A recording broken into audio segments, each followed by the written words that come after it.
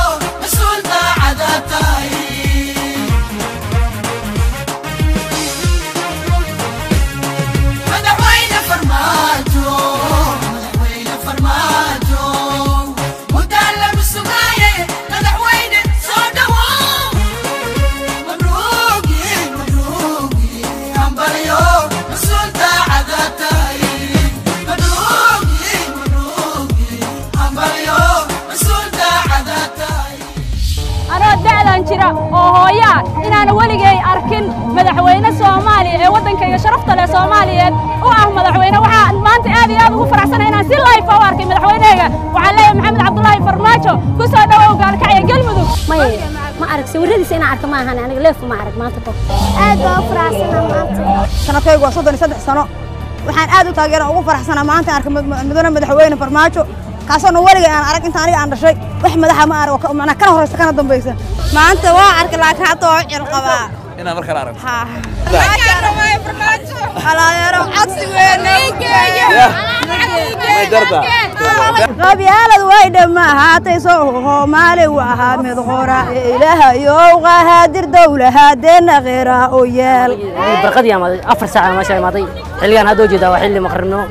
marka intaas dhan waxa u dul qaadanay waxaan sugaayay madaxweynaha Jamhuuriyadda Federaalka Soomaaliya Madaxweyne Maxamed Cabdullaahi Farmaajo inuu meesha yimaado cadaad u yimaado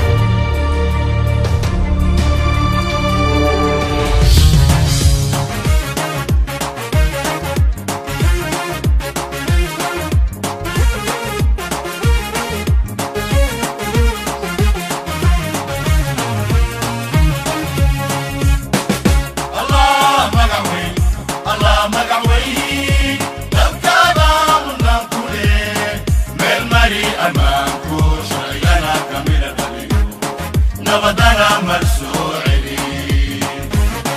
نبدنا نبدنا نبدنا مرسوعي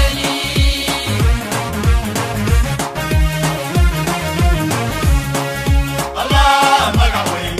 الله مقعوي تذكرنا من كله من مري أمامكو شرعنا كاميرا دليو نبدنا مرسوعي نبدنا نبدنا نبدنا مرسوعي